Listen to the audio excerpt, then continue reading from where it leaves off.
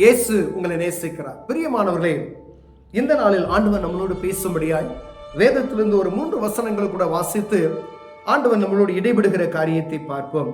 அது மீகா தீர்க்கதரிசியின் புஸ்தகம் 7வது அதிகாரம் 6, 7, 8 வசனங்கள் இப்படியாக சொல்லுகிறது. மகன் தகப்பனை கனவீனப்படுத்துகிறான், மகள் தன் தாய்க்கு விரோதமாகவும் மருமகள் தன் மாமிக்கு விரோதமாகவும் எழும்புகிறார். மனுஷனுடைய சத்துருக்கள் அவன் வீட்டார்தானே. நானோ வென்றால் கர்த்தரை நோக்கி கொண்டு என் ரட்சிப்பின் தேவனுக்கு காத்திருப்பேன். என் தேவன் என்னை கேட்டருளுவார். என் சத்துருவே எனக்கு விரோதமாய் சந்தோஷப்படாதே. நான் விழுந்தாலும் எழுந்திருப்பேன், நான் இருளிலே உட்கார்ந்தால் கர்த்தர் எனக்கு வெளிச்சமாய் இருப்பார். நானோ வென்றால் கர்த்தரை நோக்கி கொண்டு என் ரட்சிப்பின் தேவனுக்கு காத்திருப்பேன். என் தேவன் என்னை கேட்டருளுவார். பிரியமானவர்களே, ஆண்டவருடைய பிள்ளைகள், தெய்வத்தை அறிந்து கொண்ட பிள்ளைகள் இப்படிதான் இருக்க வேண்டும் என்று ஒரு ஆண்டவர் நமக்கு தீர்க்கதரிசி உரைக்கிற ஒரு காரியத்தை நாம் பார்க்க முடிகிறது. உலகத்துல பார்க்கும் பொழுது எல்லா ஜனங்களுக்கும் ஏற்படுகிற காரியம், எங்கு பார்த்தாலும் பிள்ளைகளுக்கு விரோதமாய், தகப்பனுக்கு விரோதமாய் பிள்ளை எழும்புகிறதை ஒவ்வொரு காரியமாகவும், மாமிக்கு விரோதமாய் மாமியார், மருமகளுக்கு விரோதமாய் மாமியார், எல்லா குடும்பத்திலையும் நாம் பார்க்கிற தேசத்திலும் சரி, ஒருவேளை இந்திய தேசத்துல, தமிழகத்துல இப்படிதான் இருக்குன்னு சொன்னா வெளிநாடுகளையும் எப்படிப்பட்டதான காரியம் நடக்கிறதை நாம் பார்க்க முடிகிறது. வெளிநாட்டுல ஒரு நாட்டுல எனக்கு தெரிந்த ஒரு சகோதரர் அன்று பேசிக்கொண்டு இருக்கும் பொழுது அங்கு இருக்கக்கூடிய அவருடைய மாமியார் அவர்களை துன்பப்படுத்துகிறதாக சொல்லுகிறார். பிரியமான, வெளிநாட்டுல நம்ம நினைச்சிரோம் வெளிநாட்டுல இருக்கிறவங்க அப்படிப்பட்டது இருக்கு, ஆனா அங்கேயும் அந்த மருமகளுக்கு விரோதமாய் அவர்கள் செய்யப்படுகிற காரியத்தை ஆண்டவர், அவர்கள் பேசக்கூடிய சத்தத்தை நாம் கேட்கிறோம். அப்ப அங்கேயும் அப்படி நடக்கிறது. அப்ப மனிதனுக்குள்ள பூரா இப்படிப்பட்டதான ஒரு காரியம் நடக்கிறது. உன் வீட்டாரே உனக்கு சத்துரு என்று வேதம் எழுதி இருக்கிறது. அப்ப மாமனார் மருமகளுக்கு சண்டை, மாமி மருமகளுக்கு சண்டை, அப்பனுக்கும் தகப்பனுக்கும் பிள்ளைக்கு சண்டை, தாய்க்கும் மகளுக்கும் சண்டை. எந்த காலத்துல இப்படிப்பட்டதான காரியம் நடந்து கொண்டு, ஆனா இப்பொழுது நடந்து கொண்டு இருக்கிறதை நாம் பார்க்க முடியுது. தகப்பனுக்கு விரோதமாய் மகன் பேசுகிறானா, மகன் தகப்பனை கனவீனப்படுத்துகிறான், மரியாதை கொடுக்கிறது இல்ல, பிள்ளைகள் பெற்றோருக்கு என்ன செய்யல, கீழ்ப்படுகிறது இல்ல, அவமதித்து பேசுகிறது, பெற்றோர்களை கை நீட்டி அடிக்கிற ஒரு காரியத்துக்கு நேராக போகிறார்கள். அப்ப வேறு ஒருவர் வந்து நம் குடும்பத்துக்கு விரோதமான காரியத்தை செய்ய மாட்டார்கள். ஆனால் நம் குடும்பத்தில் இருக்கிற நம்முடைய வீட்டாரை நமக்கு சத்துரு என்கிற காரியத்தை இங்கு எழுதப்பட்டு இருக்கிறதை நாம் பார்க்க முடிகிறது. பிரியவர்களே, மகள் தாய்க்கு விரோதமாய், மருமகள் தன் மாமிக்கு விரோதமாகவும் எழும்புகிறார்கள் என்று எழுதப்படுகிறது. எழுதப்பட்டு இருக்கிறது. பிரியமார்கள், பாருங்க, பெத்த தாய்க்கு விரோதமாயே மகள் பேசுகிறார், பெத்த தாய்க்கு விரோதமாய் மகள் எழும்பி போராடுகிற காரியத்தை பாருங்க. பெத்தவளை மதிக்கிறது கிடையாது, அப்படிப்பட்டதான சூழ்நிலை உண்டாயிருக்கிறது. அப்பயே எழுதப்பட்டு இருக்கிறது.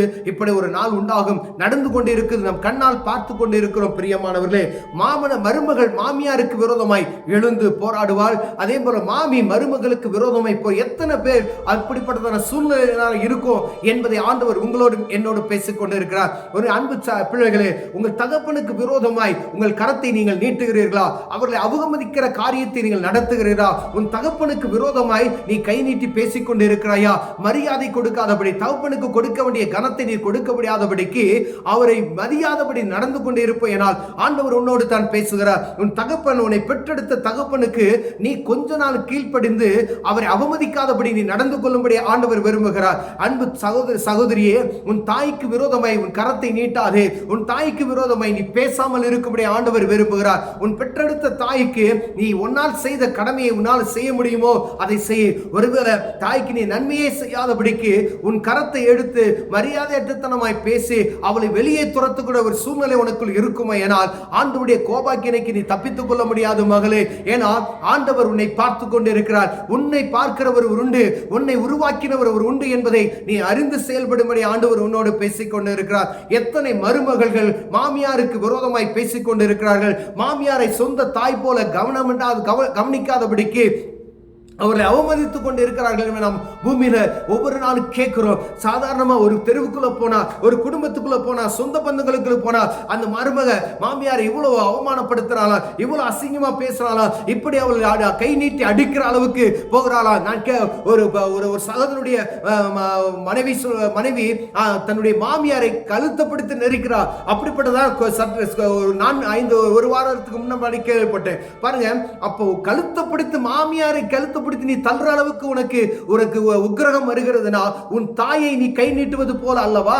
அப்ப ஆண்டவருக்கு பயப்படுகிற பயம் உனக்குள்ள இல்ல. நீ ஆண்டவரை நான் ஏற்றுக்கொண்டு விட்டு ஆண்டவருக்கு பிரியமாய் நடக்கிற, சபைக்கு போறேன் என்று சொல்லிக்கொண்டு நீ பெருமை பாராட்டி கொண்டு உன் மாமியாருக்கு விரோதமாய் அவர்களுக்கு விரோதமாய் பேசிக்கொண்டு உன் மாமியாரை கை நீட்டி அடிப்பதற்கு உன் கை துணியுமானால் ஆண்டவருடைய கரம் உன்மேல் வரும் என்பதை மறந்து போய்விடாதபடி எச்சரிக்கையா இருக்கும்படி ஆண்டவர் உன்னோடு பேசுகிறார். எத்தனை பேர் அப்படி இருக்கிறோம்? உன் வீட்டாரே உனக்கு சத்துரு அப்படின்னு சொல்லி எளிமையா நம்ம பேசிடுவோம். ஆனா நடைமுறையில நடத்தப்படுகிற நான் எப்படி இருக்கிறேன்? என் மாமிக்கு விரோதமா நான் பேசிக்கொண்டு இருக்கிறேனா?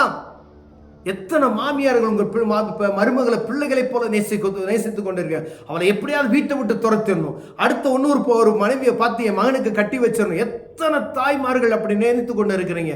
குழந்தை இல்லை என்பதற்காய் அவளை வீட்டை விட்டு துரத்தி விடணும் என்று சொல்லி எங்க பிள்ளை அப்படி ஒரு சூழ்நிலைக்கு நேரா நீங்க கடந்து வந்தா உங்க இருதயம் எப்படி இருக்கும் என்பதை பார்க்கும்படியாய் ஆண்டவர் உங்களோடு பேசிக் கொண்டிருக்கிறார். என் அன்பு சகோதரியே, உன் பிள்ளை அப்படி ஒரு சூழ்நிலைக்கு நேரா தள்ளப்பட்டா நீங்க அப்படி செய்வீங்களா? இன்னொரு வீட்டுல இருந்து வந்த ஒரு பிள்ளைய அவமதித்து அவளை எப்படியாவது வீட்டை விட்டு துரத்திட்டு உன் பிள்ளைக்கு இன்னொரு கல்யாணத்தை முடிச்சு வைக்கணும்னு நினைக்கிற உன் தாயை, அன்பு தாயே, ஆனா உங்க பிள்ளை அந்த நிலைக்கு இருக்குமானால் உங்க இருதயம் எப்படி இருக்கும்? யோசித்து பாருங்க. பிள்ளைய போல அந்த பிள்ளைய நீங்க நேசிப்பீங்க அப்படின்னு சொன்னா, தாயும் மகளுமாய் ஒரு வீட்டுல இருந்து இன்னொரு வீட்டுக்கு ஒரு மக போறா அப்படின்னு சொன்னா அந்த வீட்டுக்கு அவன் மகளா தான் போறா, மருமகளா பார்க்காதீங்க. என் மகளை வேற இடத்துக்கு கொடுத்துருக்கேன், அங்கிருந்து எனக்கு ஒரு மக வரா. ஒரு மாற்றுதல். ஆண்டவர் உங்களை எவ்வளவு ஒரு கனப்படுத்துவதற்கு அப்படிப்பட்டதான ஒரு காரியத்தை வைத்திருக்கிறார்.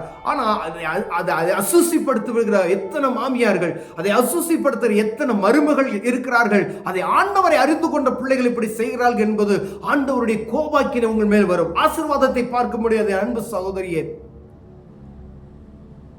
ஆண்டவர் கீழே சொல்கிறார், மனுஷனுடைய சத்துருக்கள் வீட்டார் தானே, நானோ என்றால் கர்த்தரை நோக்கி கொண்டு என் ரட்சிப்பின் தேவனுக்கு காத்திருப்பேன், என் தேவன் எனக்கு என்னை கேட்டருளுவார். எத்தனை பேர் இப்படிப்பட்ட சூழ்நிலைக்கு நேரம் தள்ளப்பட்டு ஒவ்வொரு நாளும் ஒரு குடும்பத்தினுடைய காரியத்தை அப்படியே எழுதுகிறார். என் சத்ருவை எனக்கு விரோதமாய் சந்தோஷப்படாதே, நான் விழுந்தாலும் எழுந்திருப்பேன், நான் இருளில உட்கார்ந்தால் கர்த்தர் எனக்கு வெளிச்சமாய். என்ன நடந்தாலும் மாமியார் உங்களை திட்டுறாங்களா, கர்த்தருக்கு ஸ்தோத்திரம் சொல்லுங்க, அம்மாவை போல நேசிங்க, ஆண்டவர் அந்த இடத்துல உங்களுக்கு உதவி செய்வார். உங்க மருமக உங்களை திட்டுறாளா, தேவ சமூகத்தை தெரியப்படுத்துங்க, பொறுமையா தெரியப்படுத்துங்க. ஆண்டவர் உங்க மருமகளுடைய இருதயத்தை மாற்ற வல்லமையுள்ளவராக இருக்கிறார். பிரியமானவர்களே, எத்தனை தகப்பன்மார்கள் மகன் அடிக்கிற நிலைமைக்கு போறான், தள்ளி விடுகிறான், கவனிக்கிறது இல்லை. அப்படிப்பட்ட சூழ்நிலைக்கு நேராய் கடந்து செல்கிறோம். கர்த்தர் பார்த்து கொண்டு இருக்கிறார். மகனே, என் அன்பு சகோதரனே, உன் தகப்பனை நேசி, ஆண்டவர் உன்னை கனப்படுத்துவார். உன் தகப்பனுக்கு செய்ய வேண்டிய கடமையை நீ சரியா செஞ்சுட்டு அப்படின்னு சொன்னா உன் வாழ்க்கை உயர்ந்த தரத்துல இருக்கும். பிரியமானவனே, நீ ஆண்டவர் ஆசீர்வதிக்க ஆண்டவர் விரும்புகிறார். ஒருவேளை இந்த மாதிரி நிலைமையில நான் இருக்கிறேன், என்னால் அதை ஒன்றும் சீர்படுத்த முடியல அப்படின்னு சொல்லலாம். ஏசாமிட்ட போ, உணங்கால் படிட்டு, ஆண்டவரே, என் தகப்பனை நான் கை நீட்டிட்டேன், என் தகப்பனை மரியாதை அற்றுத்தனமா பேசிட்டேன், என் மருமகளை நான் இப்படி பேசிட்டேன், மருமகளை நான் குற்றப்படுத்தி பேசிட்டேன், என் மாமியாரை நான் இப்படி பற்றி பேசிட்டேன் அப்படின்னு சொல்லி நீங்க ஆண்டவர் சமூகத்தில் மன்னிப்பு கேட்பீர்களா?